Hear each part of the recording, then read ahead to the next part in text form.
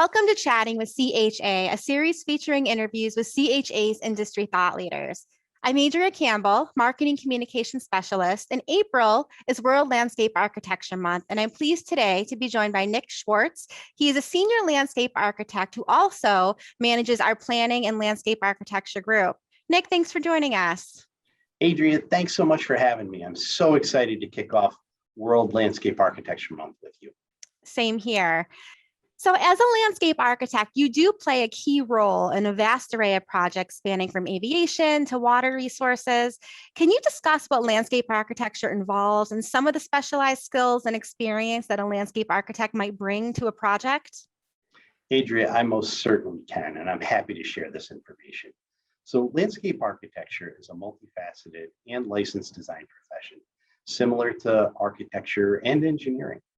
Landscape architects, or LAs as we like to call ourselves, draw upon science and design principles to analyze, plan, design, manage, and provide stewardship to both the natural and the built environment.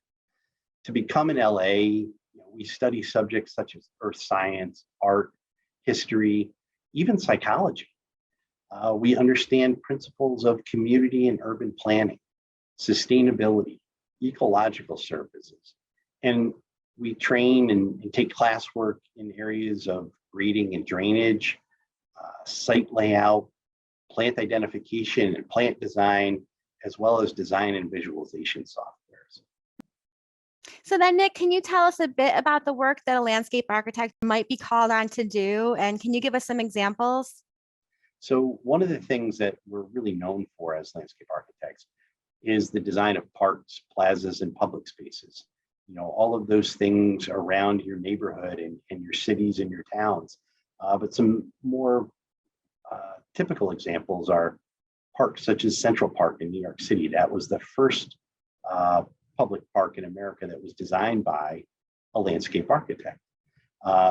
We do campus and planning design, and by that I mean we design, campus for education like K through 12 schools, as well as colleges and universities. We deal and analyze visual impact assessments. Basically, that's trying to take a project and figure out where you can see it, where you can't, and what kind of impacts that project will have once it's built to provide acceptable mitigation for the project. We also are knowledgeable in stormwater runoff design, specifically considered low impact design development techniques. And what I mean by that is we're reducing runoff at its source. We do sports and recreational facility design. We also deal in what's called lifestyle design. Basically, that's taking some of the indoor concepts and bringing them outdoors. Planting design, as our name implies, landscape architecture, both from the small and large scale plantings, but we also do very specialized designs for individuals that need sensory assistance, such as Alzheimer's patients, and maybe those with special needs, such as autism.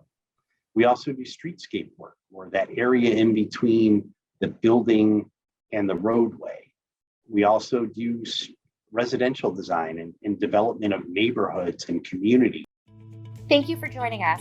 Look for part 2 of our discussion with Nick Schwartz to be released later this month. You can also find the full discussion on our Chatting with CHA podcast, available wherever you get your podcasts.